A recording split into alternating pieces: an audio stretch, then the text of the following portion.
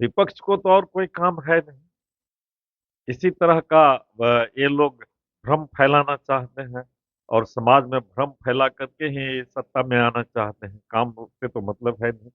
2015 के पहले की काल को आप देखिए, क्या था यह?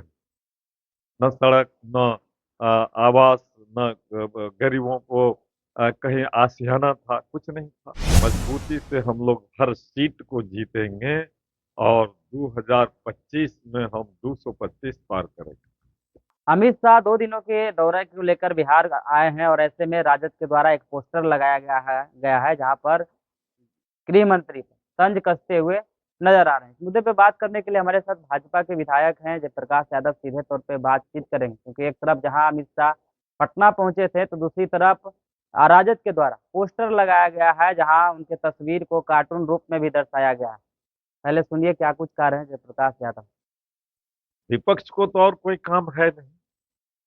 इसी तरह का ये लोग भ्रम फैलाना चाहते हैं और समाज में भ्रम फैला करके ही सत्ता में आना चाहते हैं। काम से तो मतलब है नहीं।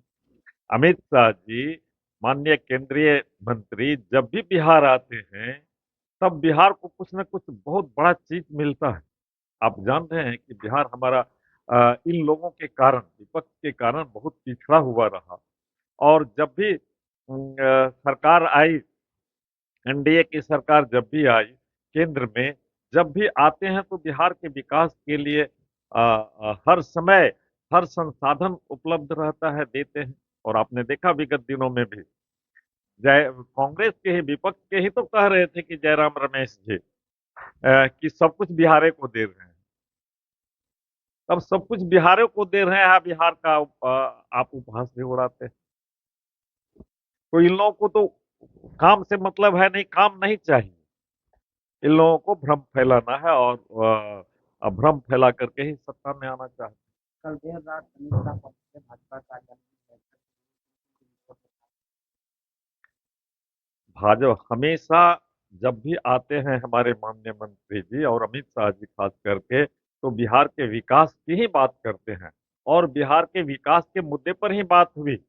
उन्होंने कमिटमेंट किया है आने वाले समय में बिहार बिहार को खास करके बाढ़ की विभीषिका से बचा देंगे, बचाना है। और वह जो पानी आता है उससे सिंचाई संसाधनों को मजबूत करके बिहार को आगे बढ़ाने के विकास का काम करेंगे। यही तो उनका मंत्र था, यही उनका एजेंडा था। चुनाव नजदीक और ऐसे में हर जगह पर आज क्या लग रहा है हमारी सरकार की बात करता है। बिल्कुल, चुनावी शंखनाद तो बीजेपी तो हर वक्त चुनाव के मूड में ही रहती है।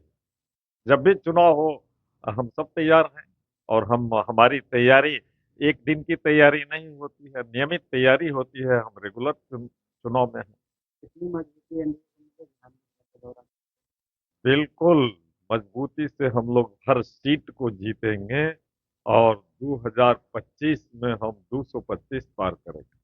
सवाल रहा था प्रधानमंत्री मोदी के द्वारा सौगात मोदी किट लॉन्च किया गया और राजद के द्वारा एक पोस्टर लगाया गया है जहां लिखा गया है कि आप इन चकमा देने का काम ना करें, मतलब अपना जीत अपने पास रखें। इस तरीके से तंज कसते हुए नजर आ रहे हैं प्रधानमंत्री।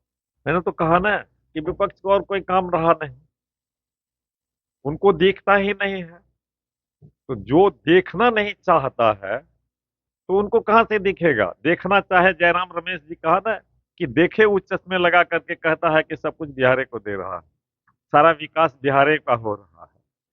तो ये बात कहाँ विपक्ष को, राजद वाले को कहाँ दिख रहा है कि बिहार विकास की ओर है? आप कंपैरिजन कीजिए ना उस समय से, उसके पहले का काल का कंपैरिजन कीजिए ना, 2015 के पहले की काल को आप देखिए, क्या था यह? न सड़क, न आवास, न गरीबों को कहीं आशियाना था, कुछ नहीं था। अभी जो भी देखते ना, हर घर पानी है, हर घर जल नल की व्यवस्था है, हर घर बिजली है।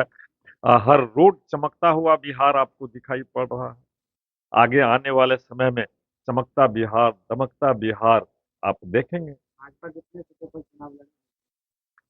ये तो पार्टी का काम है, ये तो पार्टी नेतृत्व, गठबंधन हमारा एकजुट है।